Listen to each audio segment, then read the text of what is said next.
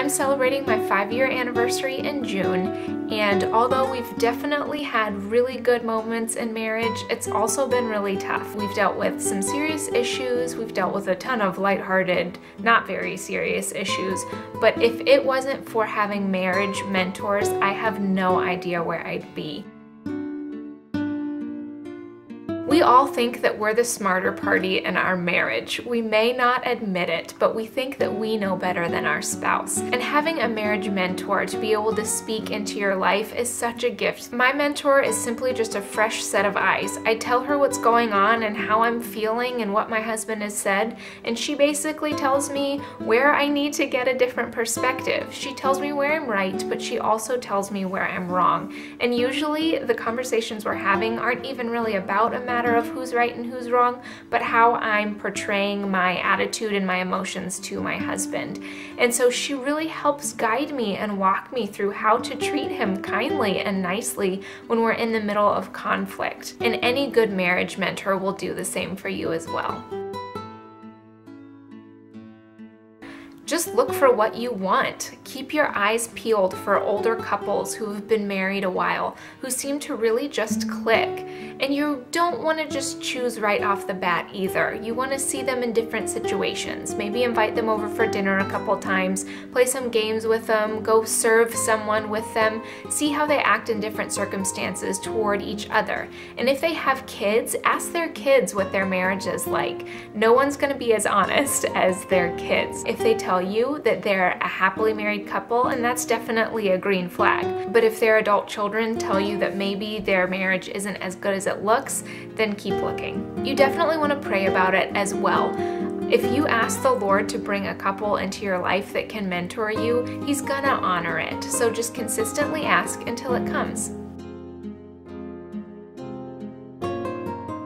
Once you've prayed about it and found someone that you think could be a good fit for you, then just pursue them and ask if they'd be willing to meet with you on a committed basis and encourage you in your relationship with your spouse. The worst thing that can happen is they say they don't have time, but if you tell anyone that you admire their relationship, they're gonna be flattered, and I bet you anything they'll do what they can to help you out.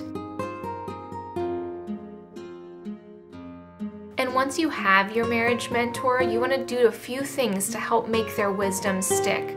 The first one is you want to meet regularly and often. Have a committed time. Tell them when you're available and do your best to bend to fit their schedule. They're obviously helping you out.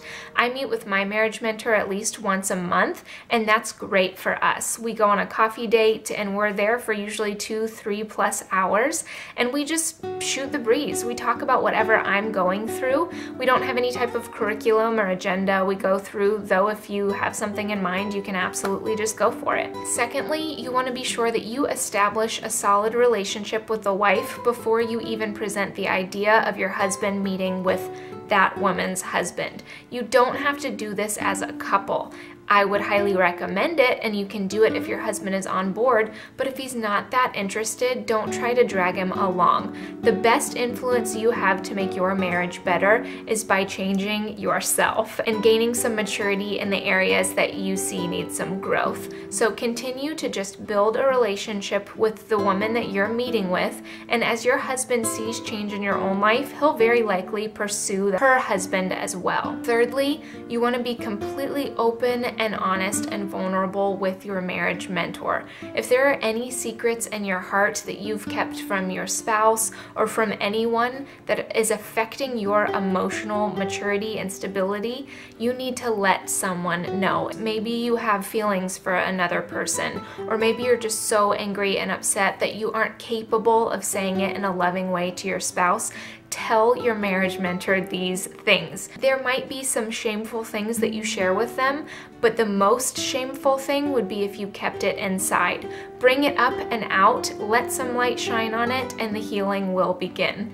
And lastly, become a mentor yourself. If you see younger couples around you who seem to be getting more serious, whether they're dating or they've just gotten married, take them under your wing. Let it happen organically. You don't even have to tell them that you're mentoring them, but just invite them into your relationship with your spouse and encourage them in any area that you see they could use encouragement.